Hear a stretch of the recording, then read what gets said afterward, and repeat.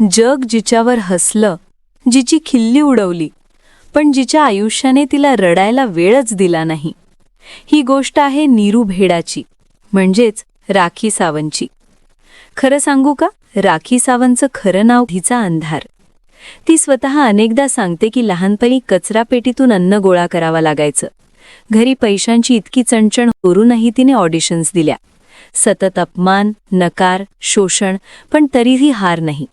आजची बिनधास्त, मला काही फरक पडत नाही म्हणणारी राखी ही खरं तर संरक्षणासाठी उभारलेली भिंत आहे.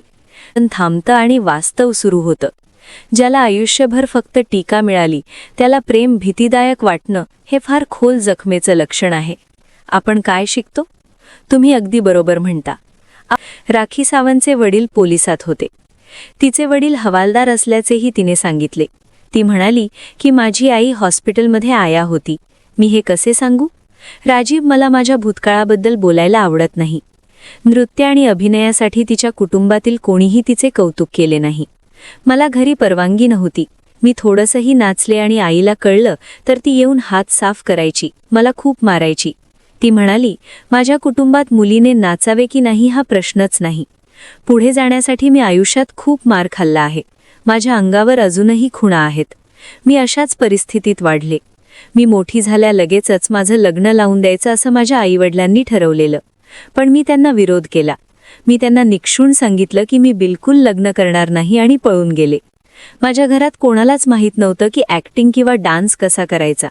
पण जेव्हा मी सिने इंडस्ट्रीत आले तेव्हा हळूहळू शिकत गेले. मग मला फक्त इथे काम करायचं होतं. घरातून पैसे चोरून पळून गेले. राठी पुढे म्हणाली की मी ऑडिशनसाठी जायचे आणि काम मागायचे. मी तिथे गेल्यावर त्यांना म्हणायचे मी अभिनय करेन, पण मी नेहमी खोटं बोलायचे, कारण मला अभिनय कसा करायचा हेच कळत नव्हतं. मग मी पैसे चोरले आणि घरातून पळून गेले. हे सर्व केले कारण मला हिरोईन व्हायचे होते. ती पुढे म्हणाली की आयटम गर्ल किंवा कॅरेक्टर आर्टिस्ट म्हणजे काय हे तिला माहीत नव्हते. त्यामुळे इंडस्ट्रीत काम करण्याचा दुसरा मार्ग आहे की नाही याचीही कल्पना नव्हती. जेव्हा ती पळून गेली तेव्हा तिचे वडील यांनी तिच्याशी सर्व संबंध तोडले असा तिने खुलासा केला. त्यानंतर राखी बऱ्याच सिनेमांमध्ये झळकली. तिचे अनेक आयटम नंबर सुपरहिट झाले. बिग बॉससाठी ती प्रचंड गाजली. बॉलिवूडची ड्रामा क्वीन राखी सावंत सध्या बिग बॉस मराठी सीझन 6 मध्ये वाईल्ड कार्ड एंट्री म्हणून आली आहे. बिग बॉसच्या घरात एंट्री करताच राखी हिने खळबळ माजवली आहे. पण फक्त बिग बॉसमध्ये दिसणारी राखी गडगंज संपत्तीची मालकीण आहे. दुबईत देखील राखी हिची फार मोठी संपत्ती आहे.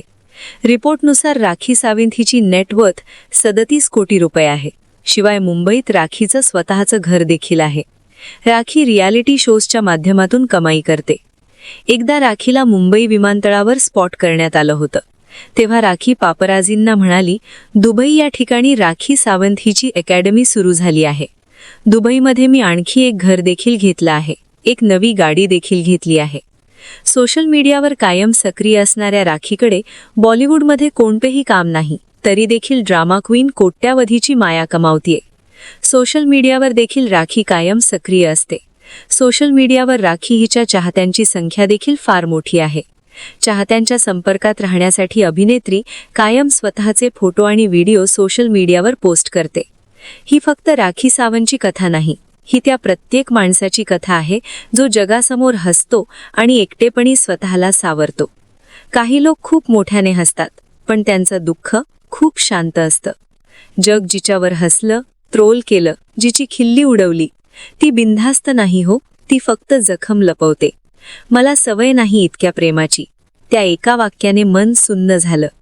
विचार करा, एखाद्याला प्रेमाची भीती वाटावी यासाठी आयुष्य किती कठीण असावं.